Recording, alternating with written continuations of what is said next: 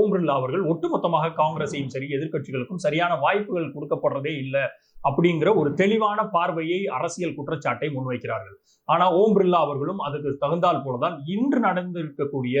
கடந்த காலங்கள்ல, கடந்த வாரங்கள்ல நடந்து கொண்டு இருக்கக்கூடிய பட்ஜெட் மீதான உரையின் போது ராகுல் காந்தி அவர்கள் எழுந்து பேச முற்படும் அத்தனை நிமிஷமும் அவரை பேச விடாமல் தடுப்பதும், அவரான மைக்கை ஆஃப் செய்வதுமாக தொடர்ந்து ஈடுபட்டு கொண்டிருக்கிறார். அதே சமயம் பாரதிய ஜனதா கட்சி என்ன சொல்றாங்கன்னா, ஓம் பிர்லா அவர்கள் செய்வது சரிதான். ஏன்னா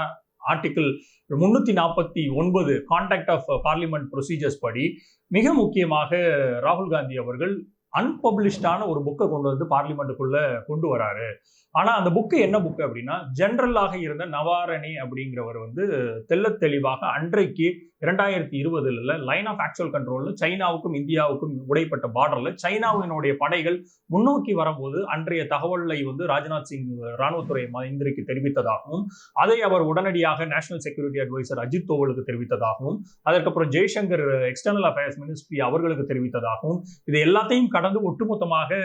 பிரதம மந்திரிக்கு போகும்போது பிரதம மந்திரி கையை விரித்து விட்டார், ஒரு நிலையான ஒரு முடிவை எடுக்கவில்லை அப்படிங்கிறது அந்த புக்ல இருக்கிறதையும், அந்த புக்ல ஏன் அப்படி எழுதப்பட்டுள்ளது அப்படிங்கிற அந்த ஒரு விவாதத்தை எடுத்துக்கொள்ள வேண்டும் அப்படிங்கிறத ராகுல் காந்தி அவர்கள் இது வந்து தேசத்தினுடைய பாதுகாப்புக்கானது அப்படிங்கிற அந்த முதல் கோரிக்கையை முன்வைக்கிறார்.